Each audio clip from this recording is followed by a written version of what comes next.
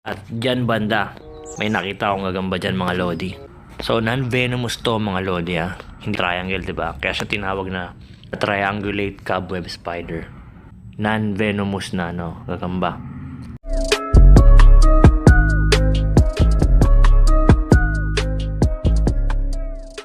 What's up mga lodi?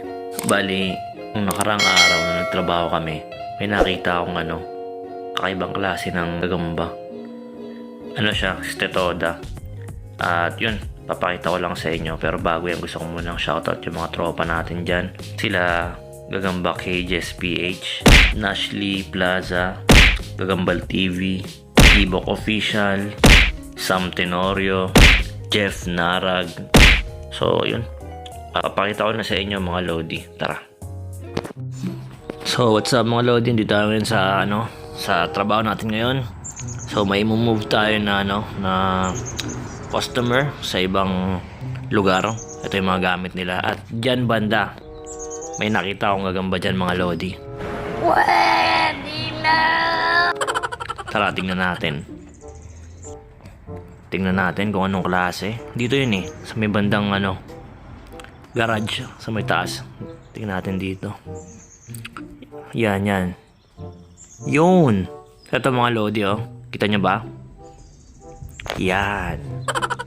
Diba para siyang widow spider pero hindi. Hindi siya widow. Isa siyang Stetoda. Uri din siya ng cobweb spider pero siya, Stetoda species siya mga lodi. Kaya marami pa yan dito eh. Ang ganda lang ng pattern niya. Yung akala mo gagambang melon pero hindi. Diba? Kasi yung pattern niya sa likod. Ayan madami yan dyan eh. Meron pa nga ito. Hindi ko alam kung male. Medyo mapayat. Yan. Tapos meron din dito sa kabila. Ito medyo light yung kulay niya. So ano yung mga lodi? Stetoda triangulus. Or yung tinatawag na the triangulate cobweb spider. So yan. Kunin natin yung pwede natin makuha dyan. Tapos ilalagay natin sa halaman. So naka-break naman ako ng time na to mga lodi. Kaya yan, may time tayo para videohan yung gagamba na to. Ito, yan, kita nyo, mas malapitan. Diba yung niya, pattern niya sa likod? Parang triangle. Diba? Yung white na yan, triangle, diba? Kaya siya tinawag na, the triangulate cobweb spider.